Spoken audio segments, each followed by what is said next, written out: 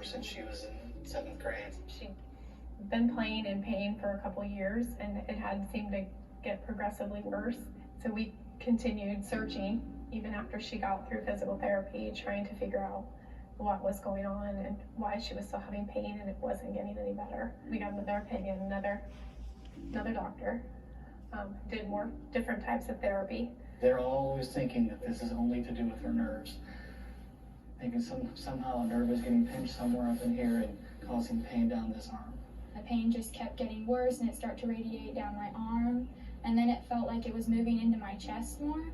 I asked if it was my heart because that's where it felt like the pain was, but they didn't even run any tests on me to check that it was or not. I am an employee of the school, but that evening I was actually coming to the volleyball game as a mom. So for the past 6 years, I've been on the Code Blue team, and we just run drills about 4 times a year in order to be prepared in case an emergency were to arise on our campus. I picked Claire up partway through the day and took her to a doctor's appointment for the pain that she'd been having in her shoulder.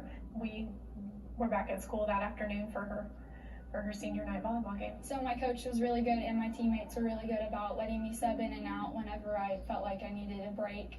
So as soon as I would start hurting to the point where I didn't think I could keep going, they would let me sub out, and then I'd sit for a few minutes and then I'd go back in, and then I'd do that every game. That night at the game, I had severe chest pain and pain down my shoulder and down my arm into my hand, and I was having a hard time breathing, and like I could feel my heart, like it felt like it was coming out of my chest. She's the setter on the team, and so she had gone up to set the ball, and you see her kind of backing out. She kind of backs away from the net, and I'm watching her. I mean, I can see her. I was on the front row of the bleachers, and I see her just fall flat. Eric and I were the first two to her side. The color was drained from her face. Her eyes were kind of rolled back. She was very clenched up, like she was having a seizure, and she was not responding. Like, you know, I'm there and I'm kind of shaking her, but she's not responding, and we just immediately started yelling help.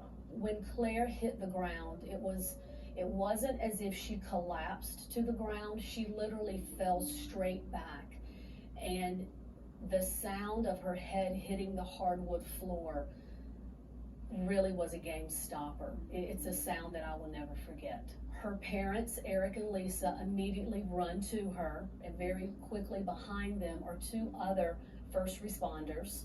Claire's turning white. Her eyes are unresponsive. She has a very disturbing gurgling sound in her throat. As they're beginning CPR, because of my Code Blue training, I know that literally 30 steps out the door is an AED. So we got the AED to Claire in about 30 seconds. They finished about 2 rounds of CPR while I was putting the pads on Claire, turning it on. The AED immediately started to prompt us as to what to do. It told us to continue CPR. The AED prompted us to shock Claire. And honestly, that was really scary for me. I had Eric and Lisa at Claire's head, and they were crying and praying. And I thought, you want me to shock a 17-year-old? Are you kidding me? And so actually the first time the AED prompted me to shock, I did not shock Claire. I kind of looked at everyone and I said, it's telling me to shock her, what should I do? And about 6 seconds later, the AED prompted me again. It said, shock advised. And they just gave me the confidence that I needed. They said, Julie, you gotta push the button. And so I pushed the button. And it was literally like you see on television. I mean, Claire literally lifted off the gym floor. The AED prompted us to continue CPR, which we did. And then about 3.5, 4 minutes in, right after Claire hit the floor, life started to return in Claire. Oh, I do remember feeling nauseous right before, and then blacking out and waking up on the floor with a bunch of people surrounding me, and I thought I'd passed out. And I was really confused why the AED was on and why I couldn't feel my legs or my arms. It was scary. So the ambulance arrived about 11.5 minutes after Claire hit the ground.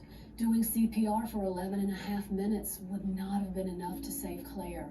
So I'm just so thankful that the AED was literally 30 steps away, and that we had what we needed to save her life. Claire is happy. She is whole. She is going to college. She's going to have a great future because we had what we needed to save her life.